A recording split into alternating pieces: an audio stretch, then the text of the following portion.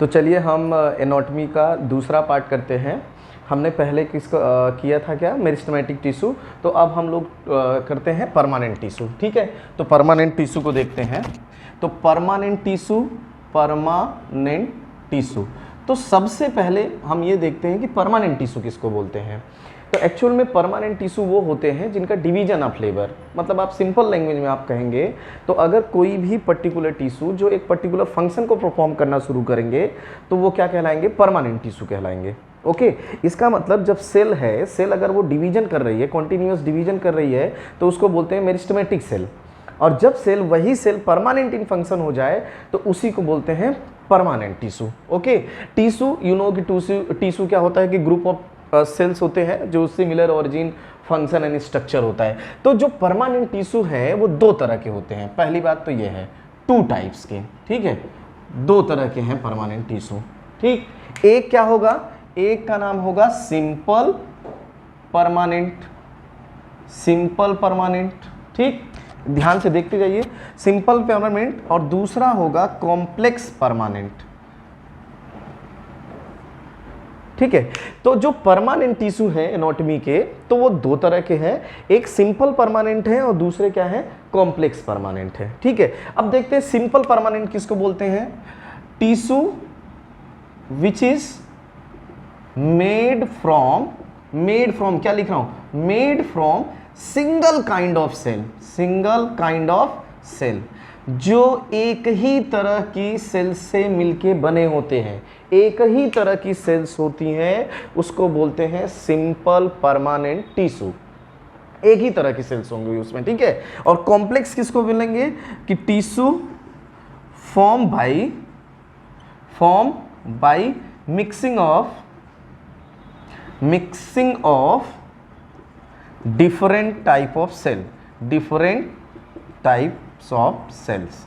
इसका मतलब हुआ अगर किसी टिश्यू को बहुत सारे लोग मिलके बना रहे हैं तो वो कॉम्प्लेक्स होगा, बहुत तरह की सेल्स जो बना रही हैं वो कॉम्प्लेक्स होगा। अगर एक ही तरह की सेल्स होगी तो वो कैसा होगा, वो सिंपल होगा। सिंपल सी बात है, अगर एक ही तरह के टिश्यू या सेल्स मिलके बना रहे हैं किसी टिश्यू को तो वो होगा सिंपल, और बहुत तरह के टिश्यू या सेल्स मिलके बना रही हैं तो वो होता है कॉम्प्लेक्स। अब देखो सिंपल में क्या क्या आएगा, सिंपल में आएगा तुम्हारा पैरेन्काइमा, तुम्हें पता है पैरेन्काइमा, दूसरा क्या आएगा कोलेनकाइमा, और last one is called sclerenchyma. यहीं पे मैं तुम्हें बता देता हूं कि ये दोनों क्या होते हैं, लिविंग होते हैं। यहीं पे आप समझ लीजिए, ये क्या होता है, वो डेड होता है, और ये डेड होता है तो ये डिवाइड होगा। एक बात और आपको बता दूं, कोई बचपन से डेड नहीं होता, जब उसमें मेच्योरिटी होती तभी वो डेड होगा। इस बात को अपने दिमाग में डाल लीजिए, जब वो मेच्योर होगा तभी डेड होगा। इसका डेड कहने का मतलब ये थोड़ी नहीं कि वो डेड पैदा होता है, वो बाद में डेड होगा, और मैं आपको बताऊंगा भी कि किस वजह से वो डेड हो रहा है। ठीक है कि नहीं। तो अगर स्क्लेरेन्काइमा जो डेड है वो दो तरह की होगी, एक होगी क्या, स्क्लेरिड्स, और दूसरा क्या होगा, फाइबर्स। ठीक है, तो एक क्या होगा, स्क्लेरिड्स होगा, और दूसरा क्या होगा, फाइबर्स। इसका मतलब अगर स्क्लेरेन्काइमा डेड है तो स्क्लेरिड्स भी डेड होगी, और क्या होगी, फाइबर भी डेड होंगे। और जो भी डेड होते हैं they provide the mechanical support, वो मैकेनिकल सपोर्ट के लिए होते हैं। ठीक है, अभी मैकेनिकल सपोर्ट की बात भी हम करेंगे। तो जब आप कॉम्प्लेक्स परमानेंट की बात करेंगे तो कॉम्प्लेक्स परमानेंट में दो आएंगे, एक आएगा जाइलम और दूसरा कौन आएगा, फ्लोएम। इसको भी हम डिटेल में बात करेंगे जाइलम एंड फ्लोएम के बारे में। तो हमें क्या पता, परमानेंट टिश्यू में से हमें पता चला कि सिंपल परमानेंट टिश्यू होते हैं जो एक ही तरह के टिश्यू से मिलकर बने होते हैं, सेल से बने होते हैं, और कॉम्प्लेक्स परमानेंट होते हैं जो बहुत तरह की सेल से मिलकर बने होते हैं। तो एक हुआ कॉम्प्लेक्स परमानेंट जिसके पार्ट हैं जाइलम एंड फ्लोएम, और दूसरा हुआ सिंपल परमानेंट जिसका पार्ट है parenchyma, collenchyma and sclerenchyma. Actually क्या होता है कि सारी पैरेन्काइमेटस सेल्स ही होती हैं, जब वो स्पेसिफिक फंक्शन को परफॉर्म करती हैं तो अपनी मॉर्फोलॉजी को चेंज करती हैं, और वही चेंज मॉर्फोलॉजी क्या होती है, डिफरेंट तरह के टिश्यू बनाता है। अभी आपको जाके आगे पता चलेगा बहुत सिंपल तरीके से। तो सिंपल टिश्यू के हमारे कितने हो गए, तीन हो गए, पैरेन्काइमा, कोलेनकाइमा, स्क्लेरेन्काइमा, जो सेम काइंड ऑफ सेल से मिलके बने हैं, डिफरेंट काइंड ऑफ सेल से मिलके बने हैं, that is called complex permanent. और कॉम्प्लेक्स परमानेंट में कौन आएगा, जाइलम एंड फ्लोएम। हम इसको डिटेल में बात करेंगे। तो सबसे पहले हम लोग देखते हैं किसको, सिंपल परमानेंट को। ठीक है, सिंपल परमानेंट टिश्यू को देखते हैं हम लोग।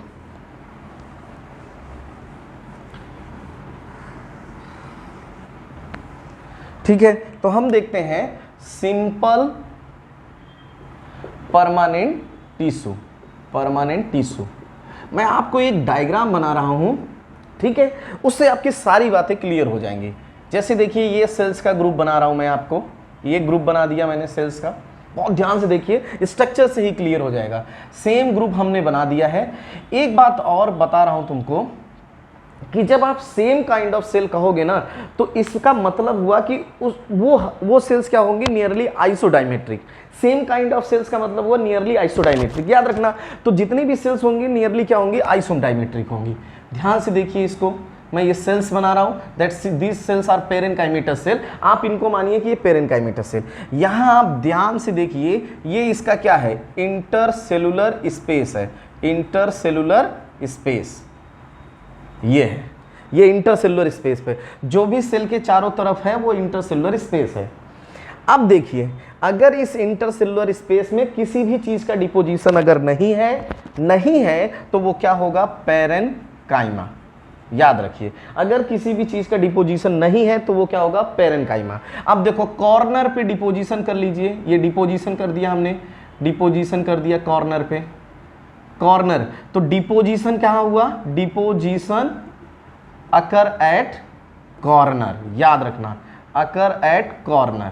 अगर कॉर्नर पे डिपोजिशन हुआ तो किसका डिपोजिशन हुआ, cellulose, hemicellulose, cellulose, hemicellulose and pectins. अगर इसका डिपोजिशन हुआ कहाँ, कॉर्नर पे, और ये क्या होता है, नॉट यूनिफॉर्म। ये बच्चों कंफर्म रखना कि ये डिपोजिशन यूनिफॉर्म नहीं हो सकता। मैंने पहले भी बोला है कि दुनिया में कोई भी चीज़ फिक्स नहीं हो सकती, कि आप किसी चीज़ को फिक्स कर लो तो दुनिया में नेचर का सबसे स्पेशल फीचर है कि कोई भी चीज़ फिक्स नहीं होती।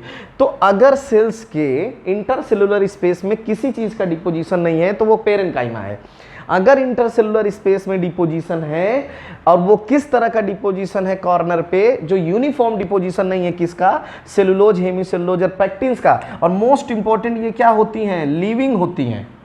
कॉर्नर पे डिपोजिशन हो किसका, सेलुलोज, हेमीसेलुलोज और पैक्टिन्स का, और वो यूनिफॉर्म डिपोजिशन ना हो तो उसको हम लोग क्या बोलेंगे, कोलेनकाइमा। अब देखिए, अगर यही डिपोजिशन चारों तरफ हो जाए, बता रहा हूं किसका डिपोजिशन, अगर सेल के चारों तरफ डिपोजिशन हो जाए, मतलब इंटरसेलुलर स्पेस में तो डिपोजिशन हो ही हो, चारों तरफ डिपोजिशन हो, तो इसमें हो जाएगा deposition of lignin, deposition of lignin. और डिपोजिशन अगर लिग्निन होगा अराउंड सेल, मैं लिख दे रहा हूं अराउंड सेल्स, तो ये क्या हो जाएंगी, डेड हो जाएंगी।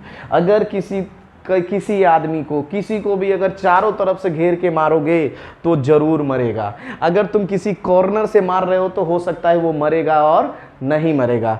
आप कह सकते हो इसी कोलेनकाइमा को living mechanical tissue, living mechanical tissue, जबकि ये क्या होगा, डेड मैकेनिकल टिश्यू। इस कंसेप्ट से मैं आपको क्या बताना चाहता हूँ, मैं आपको ये बताना चाह रहा हूँ कि अगर आपको कोई भी पेरेनकाइमेटस सेल मिलती है और उसके इंटरसेलुलर स्पेस में किसी भी तरह का डिपोजिशन नहीं होता तो वो है पेरेनकाइमा, ठीक है, वो पेरेनकाइमा। और बच्चों आप याद रखना कि सिंपल परमानेंट टिश्यू वो होते हैं जो सिमिलर काइंड ऑफ सेल से बने होते हैं, सेम काइंड ऑफ सेल से बने होते हैं। इसका मतलब वो क्या होंगे, आइसोडायमेट्रिक होंगे। आप या तो बुक पढ़ सकते हो या तो समझ सकते हो, तो समझना ज़्यादा आसान होगा कि अगर पेरेनकाइमेटस हैं और ये जानते हो ये क्या होते हैं, मैं लिख दे रहा हूँ नियरली आइसोडायमेट्रिक। वो नियरली क्या होते हैं, आइसोडायमेट्रिक होते हैं। नियरली आइसोडायमेट्रिक लिखा हूं मतलब पूरी तरह से डायमेट्रिक नहीं होते, स्फेरिकल हो सकते हैं, ओवल हो सकते हैं, इलोंगेटेड होते हैं, ट्रायंगल होते हैं, पॉलीगोनल हो सकते हैं। मतलब शेप अगर पॉलीगोनल है तो पॉलीगोनल की तरह की रहेगी, राउंडेड है तो राउंड तरह की होगी, इलोंगेटेड है तो इलोंगेटेड तरह की रहेगी। Nearly isodiametric. बेसिकली मैं इस डायग्राम से आपको ये बताना चाह रहा हूं कि अगर सेल्स हैं, ग्रुप ऑफ सेल्स हैं और उनके इंटरसेलुलर स्पेस पे किसी तरह का डिपोजिशन नहीं है, दीज आर पेरेनकाइमेटस सेल। ये क्या है, पेरेनकाइमेटस सेल्स हैं। इसका मतलब ये क्या है, तुम्हारी पेरेनकाइमा। अगर वही सेल्स हैं और उसके कॉर्नर पे डिपोजिशन हो जाए किसका, सेलुलोज, हेमीसेलुलोज और पैक्टिन्स का, लेकिन वो डिपोजिशन यूनिफॉर्म ना हो, ये बहुत बार क्वेश्चन आता है क्योंकि दुनिया में मैंने बोला है कि कोई चीज़ फिक्स नहीं होती, यूनिफॉर्म डिपोजिशन ना हो तो वही डिपोजिशन यूनिफॉर्म ना हो, और डिपोजिशन हो बट वो लिविंग है, तो उसको हम लोग को क्या बोलेंगे, कोलेनकाइमा। इसका मतलब ये हमारी कौन है, कोलेनकाइमा है। ये हमारा क्या है, कोलेनकाइमा है। अगर चारों तरफ डिपोजिशन होगा लिग्निन का, इंटरसेलुलर स्पेस में है, के साथ साथ चारों तरफ डिपोजिशन हो जाएगा अगर लिग्निन का, तो वो सेल डेड हो जाएगी, और डेड हो जाएगी तो इसी का नाम हम लिखेंगे क्या, स्क्लेरेनकाइमा, जो हमने लिखा था स्क्लेरेनकाइमा। तो स्क्लेरेनकाइमा पूरी तरह से डेड होती है, ये पार्शियल डेड होती है, जबकि ये पूरी तरह से लिविंग होती है। आप देखिए, आपको बहुत अच्छी बात बताता हूँ, किसी चीज़ को मरना है तो डायरेक्ट नेचर में कोई चीज़ नहीं मरती, मरने की शुरुआत यहाँ हुई। शुरुआत कैसे हुई, डिपोजिशन कहाँ शुरू हुआ, कॉर्नर पे, और यही डिपोजिशन जब चारों तरफ हो गया किसका, लिग्निन का, तो वो मर गई। अगर कोई चीज़ जिंदा है तो इसका मतलब डिपोजिशन भी डिफर करेगा। तो जो डिपोजिशन शुरू हुआ था वो किससे शुरू हुआ था, सेलुलोज, हेमीसेलुलोज एंड पेक्टिन से शुरू हुआ था। किससे शुरू हुआ था, हेमीसेलुलोज एंड पेक्टिन से शुरू हुआ था। तो जब ये पेरेनकाइमेटस सेल को कोलेनकाइमा में कन्वर्ट होना था तो उसने अपने कॉर्नर पे डिपोजिशन किया, और सुनिए, अगर वो लिविंग रहना चाहती है तो उसको किसका डिपोजिशन करना पड़ेगा, सेलुलोज, हेमीसेलुलोज, पेक्टिन। इसीलिए इसको बोलते हैं लिविंग मैकेनिकल टिश्यू। अभी डिटेल में भी इसकी बात करेंगे। जब यही डिपोजिशन, इसको हम एक्सटेंड करें आगे की तरफ, जब ये डिपोजिशन चारों तरफ हो सेल को, और वो डिपोजिशन जो तुम्हें सेल को मार दे, तो मारने का काम जानते हो नेचर में सिर्फ लिग्निन करता है, लिग्निन। तो लिग्निन चारों तरफ डिपोजिट होगा सेल के इंटरसेलुलर स्पेस, तथा उसके चारों तरफ भी जब डिपोजिट होगा तो वो सेल को मार देगा, तो वो डेड हो जाएगा। इसीलिए इसको बोलते हैं डेड मैकेनिकल टिश्यू, और ये होता है लिविंग मैकेनिकल टिश्यू। तो लिविंग मैकेनिकल टिश्यू की बात करेंगे तो वो क्या होगा, कोलेनकाइमा। डेड मैकेनिकल टिश्यू की बात करेंगे तो क्या होगा, स्क्लेरेनकाइमा। तो जो मर के सपोर्ट दे वो स्क्लेरेनकाइमा है। स्क्लेरेन एस से क्या होगा, स्वर्ग चले जाओगे। तो स्वर्ग कब चलोगे, जब मरोगे तभी तो स्वर्ग जाओगे। और ये कोलेनकाइमा जो होती है वो लिविंग मैकेनिकल टिश्यू होता है, जबकि ये पेरेनकाइमा क्या है, पूरी तरह से पेरेनकाइमेटस इन नेचर है। ये मैकेनिकल सपोर्ट नहीं देगा, याद रखना, क्योंकि मैकेनिकल सपोर्ट के लिए आपको हार्ड होना पड़ता है, जबकि पेरेनकाइमा हार्ड नहीं है। ये क्या करेगा, तुम्हें अगर ऐसे शॉर्ट में लिख दूं तो ये करेगा फोटोसिंथेसिस। आपको क्या करेगा, फोटोसिंथेसिस करेगा। आपका क्या करेगा, सिक्रीशन करेगा। आपका क्या कर सकता है, एक्सक्रीशन कर सकता है। तो ये जो वेरियस फंक्शंस होते हैं प्लांट में वो परफॉर्म करेगा पेरेनकाइमा। और ये प्रोवाइड करता है बच्चों, ये प्रोवाइड करता है टेंसाइल स्ट्रेंथ। टेंसाइल स्ट्रेंथ का मतलब होता है बेंडिंग। जब हवा चलती है तो प्लांट सीधा है, ऐसे बेंड हो जाता है। टेंसाइल स्ट्रेंथ प्रोवाइड करता है, मतलब ये प्लांट को टूटने नहीं देता। तो कहाँ प्रेजेंट होगा, ये प्रेजेंट होगा यंग पार्ट में। अगर कोई भी यंग पार्ट हो, चाहे वो लीफ हो, चाहे फ्लावर हो, चाहे ब्रांच हो, कोई भी यंग पार्ट हो, अगर वो टूटने से उसको बचना है, फ्लेक्सिबिलिटी शो करना है, तो वो कौन ले जाएगा, कोलेनकाइमा को ज्यादा रखेगा। उसको वेरियस फंक्शंस परफॉर्म करने हैं तो क्या करेगा, वो पेरेनकाइमा के पास जाएगा। अगर उसको सेल्स बॉडी के या किसी भी ऑर्गेनिज्म के, प्लांट के वेरियस फंक्शंस को परफॉर्म करना है तो पेरेनकाइमा। टेंसाइल स्ट्रेंथ मतलब लिविंग मजबूती चाहिए, फ्लेक्सिबिलिटी चाहिए, तो किसके पास जाओ, कोलेनकाइमा के पास। अगर आपको हार्डनेस चाहिए, हार्ड बनना चाहते हो, बहुत स्ट्रॉन्ग बनना चाहते हो, तो आप किसके पास जाइए, sclerenchyma. Sclerenchyma dead mechanical tissue हो, वो आपको हार्ड बनाएगा, जबकि कोलेनकाइमा लिविंग मैकेनिकल टिश्यू हो, आपको क्या बनाएगा, फ्लेक्सिबल बनाएगा। आगे जाके मैं पढ़ाऊं, हम बात भी करेंगे कि इस स्टेप में जो डाइकोट होता है उसकी जो हाइपोडर्मिस होती है वो कोलेनकाइमेटस होती है, इसीलिए वो फ्लेक्सिबिलिटी शो करते हैं। जबकि मोनोकोट की जो हाइपोडर्मिस होती है वो स्क्लेरेनकाइमेटस होता है, इसलिए वो फ्लेक्सिबिलिटी नहीं शो करते। और जब आंधी वगैरह कोई विंड फ्लो होता है तो वो क्या होता है, वो ब्रेक हो जाते हैं और नीचे गिर जाते हैं, जिससे कि वो खराब भी हो जाते हैं। तो अगर हम बात करें the group of cell which does not have any type of deposition in the intercellular space, that cell is called parenchyma, which perform the various function of the plant. If we talk about the various function of the plant, तो we go with parenchyma. If you talk about the tensile strength, flexibility, who provide the flexibility to the plant, that is called colenchyma. If you talk about the hardness of the plant, then we go with sclerenchyma, because sclerenchyma is a dead tissue while collenchyma is a living mechanical tissue and parenchyma is the tissue which perform the various function. So simple permanent tissue which is nearly isodiametric in shape means they made from the single kind of cell, have divided into a three part, that is called parenchyma, collenchyma and sclerenchyma. Sclerenchyma is a dead which form sclerites and fiber, later we talk about that, and collenchyma is a living mechanical tissue which shows the deposition of cellulose, hemicellulose and pectin at the corner. Okay, and parenchyma does not show any type of deposition. Parenchyma convert into collenchyma and collenchyma convert into sclerenchyma. Sclerenchyma hard mechanical tissue while collenchyma is living mechanical tissue which provide tensile strength.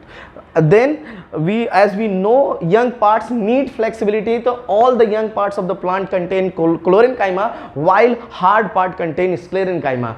Whether you see any part of the plant which shows the hardness, they have sclerenchyma except wood. Except wood, लकड़ी के अलावा किसी के पास, सबके पास sclerenchyma है, चाहे वो लीफ हो, चाहे फ्रूट हो, चाहे वो फ्लावर हो, कोई भी हो, चाहे वो सीड हो, सबके पास स्क्लेरेंकाइमा है. If we talk about the hardness in the part of the plant other than wood, then definitely that part contain the sclerenchyma. Okay, if plant show the flexibility towards the wind and other types of activity, then if we need the flexibility, then plant have the large number of cells, that is called collenchyma, and various function in the plant performed by the parenchyma. So parenchyma is the most important tissue in the plant which perform the various function. तो parenchyma क्या है, एक बहुत ही important tissue है जो plant के अंदर various function perform करता है, like photosynthesis, secretion, increase in metabolism, any type of bacteria. इस ऑल्सो एक्ट एज स्टोरेज की भी तरह काम करता है. ये पेरेनकाइमा ही स्टोरेज का काम करेगा. ओके, तो अब लेटर हम लोग इसके डिटेल में बात करेंगे एक को पेरेनकाइमा अनदर का.